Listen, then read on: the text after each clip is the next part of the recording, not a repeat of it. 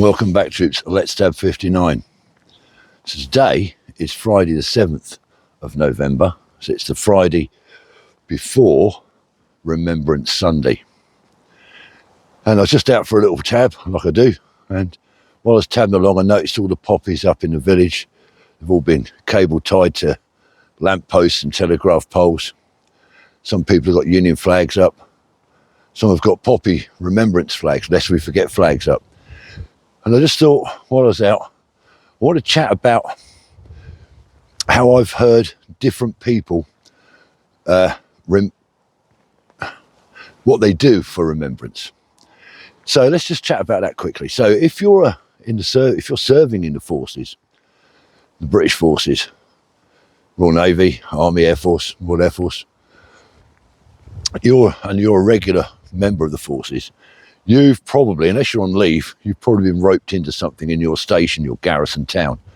Normally something happens, and obviously it's quite a scale parade, and it's more often than not. Even when you're away on operations, I remember being in Northern Ireland and Bosnia and that, and on the 11th normally we would do something, unless you're on patrols or whatever. But if you're back in the camp, even then you would still do your little bit of remembrance, pay your respects, do your remembrance, be a small parade. So if you're serving, that's what's going to happen. If you're in the reserve forces, then you've got a little bit more flexibility because, from my memory, if you're in the reserve forces, there'll be something organised for you guys on the Sunday, but it may not be compulsory because you're in the reserve forces. It might not be a compulsory weekend for you. But many reserve soldiers will put their uniforms on and be part of an organised parade. Now, if you're a veteran of the armed forces, then it's really down to you how you want to do it. And I've spoken to many veterans over the years and heard all different accounts of how they do it their way. Now, a lot of people, a lot of veterans will put their blazer on and their grey slacks and regimental tie and put their medals on and put their beret on, and will join their local parade in their town or even in some of the villages. Other veterans will just stand on the side in the town centre maybe and just watch the parade march past with their kit on. I've even spoke to veterans that have said, no, I can't, it's too painful. I've heard veterans say it's far too painful for me, I keep myself to myself and maybe watch a bit on the telly or something, the parade in London at the Cenotaph. Now, my grandfather, who was a World War I veteran, and I knew he was alive until I was the age of 13. And I can remember that he would pin his medals onto his jacket. He didn't wear his beret or anything like First World War veterans didn't seem to do that. But he would have smart clothing on. He'd pin on his First World War medals, Pipsqueak and Wilfrid, and he would go down to the local service at church in the town, and then afterwards he'd go in the British Legion and have a few jars with other veterans, because in those days the British Legions, Royal British Legion pubs and clubs were very, very, there was many of them. They were scattered all over the country. Every town, even some of the villages, all had a British Legion, a proper dedicated Royal British Legion, and that became a bit of a magnet draw for veterans on the Sunday. Now, as I say, other veterans just keep themselves to themselves, watching on the telly. And as my grandfather got older and a bit more frail, that's what he would do. He would still pin his medals on, bless him, and he'd sit in his front room, and he'd have a little tot of whiskey or something, and he'd have the TV on and watch the parade in London. But he'd be sat there with his medals on, still smart.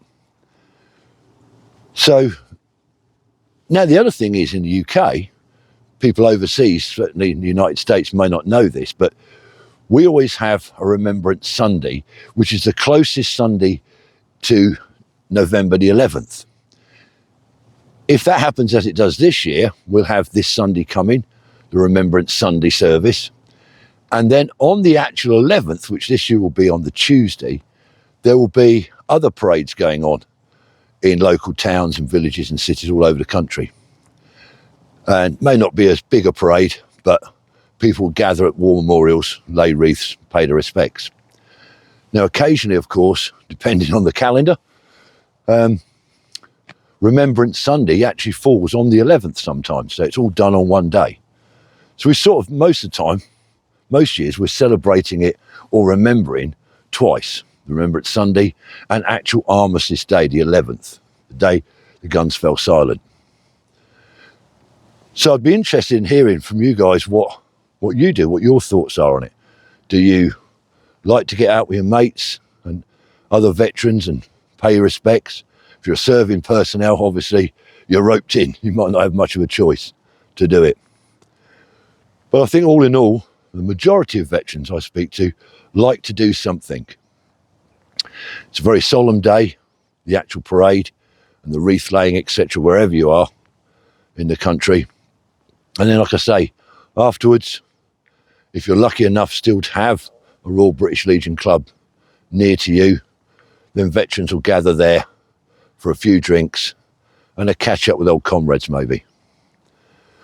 So, just wanted to chat briefly about that, and I'd be interested to know what your plans are.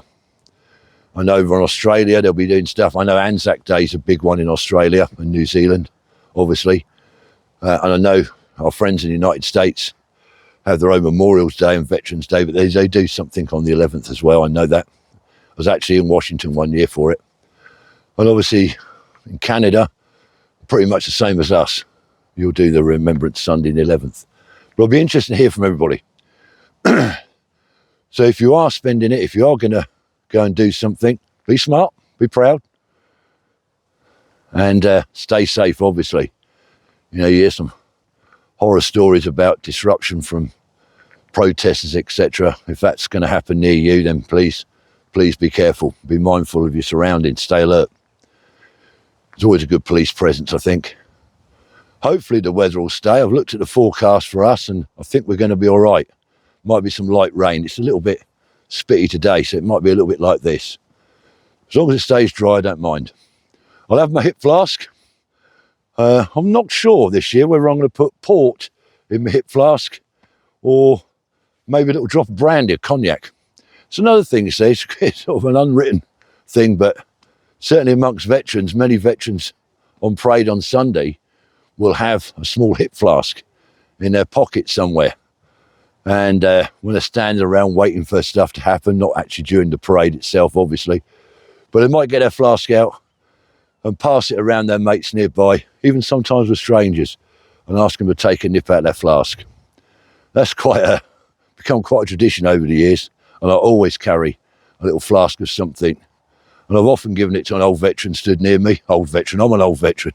When I see somebody, even if I don't know them, I say, get my flask out, have a little nip, and offer it to them. Let me know if that's something you do as well. Anyway, troops, that's it for today.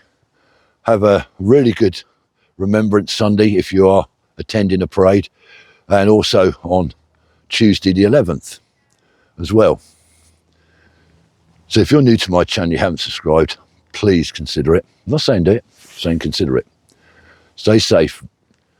We will remember them. Let's tap.